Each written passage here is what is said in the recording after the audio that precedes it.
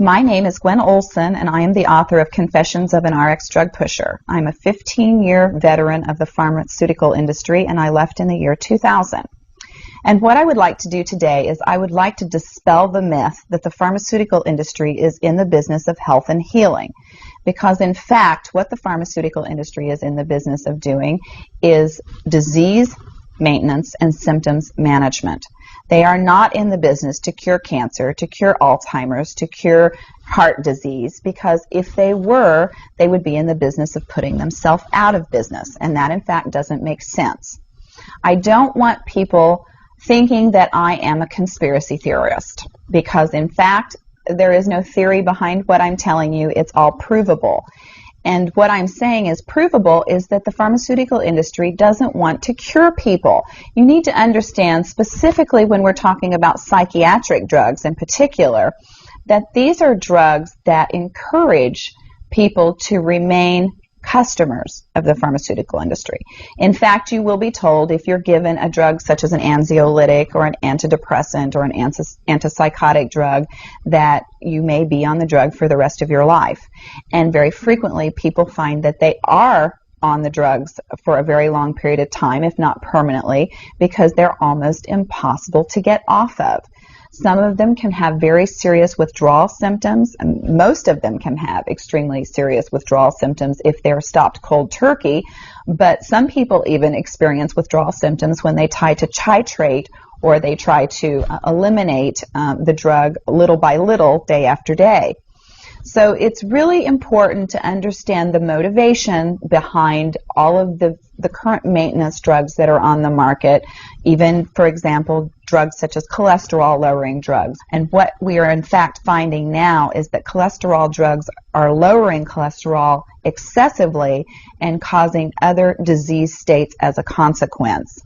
So you need to be careful about trying to take drugs in order to remain healthy, because you're never going to have anyone come to you and tell you that the drugs are always tried against a placebo in clinical trials. What a placebo is a sugar pill. And in fact, many drugs are not found to be much more efficacious than the sugar pill.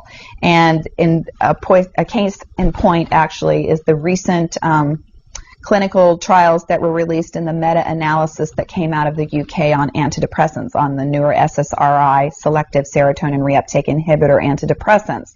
And what was found was the information that activists and other researchers have known for decades, was that antidepressants are no more effective than placebo, no more effective than sugar pills.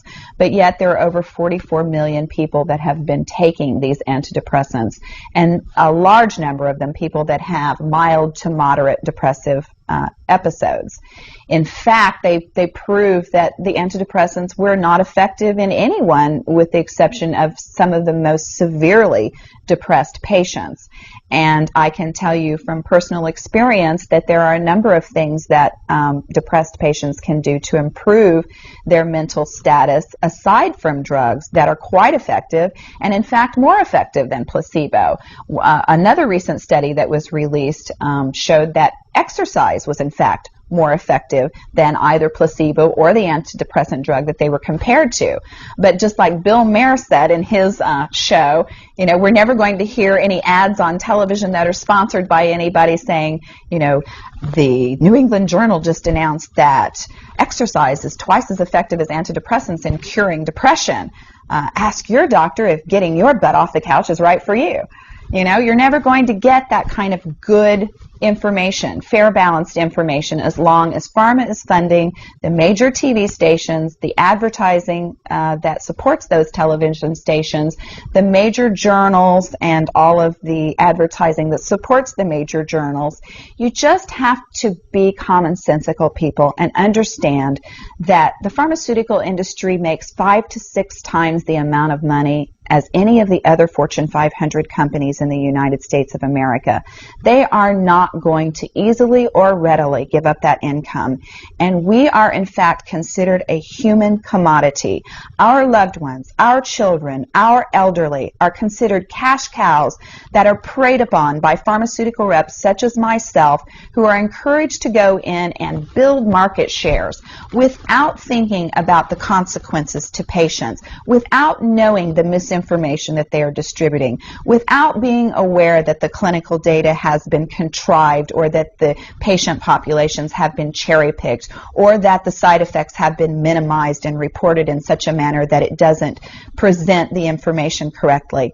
I spent 15 years in this industry. I was one of the best, but I'm here to tell you that the industry has run amok, that we are at a severe crossroads in this nation, and that we have got to take our power back, and we have got to start making the pharmaceutical industry accountable for their actions and for the defective products that they're putting on the market. It won't be long before every American is affected by this disaster, and we need to be aware of what the differences are between diseases, between disorders, and between syndromes. Because if it doesn't have to be scientifically proven, if there are no tests, if there are no blood tests, CAT scans, urine tests, MRIs, if there is nothing to document that you have a disease, then you in fact do not have a disease, you have a disorder, and it has been given and has been diagnosed pretentiously, and you need to get yourself educated and understand that there are options, and those options are much more effective than drugs. You need to look into the nutritional aspects of your diet and your lifestyle aspects.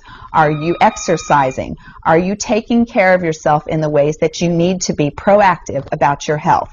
Because once you start down the road of taking one prescription drug on top of the other, you will be a lifelong customer for the pharmaceutical industry, and your choices will be truncated. So I would like to ask you to please self-educate, be proactive, and share the information with others. The next victim could be someone that you love. Thank you.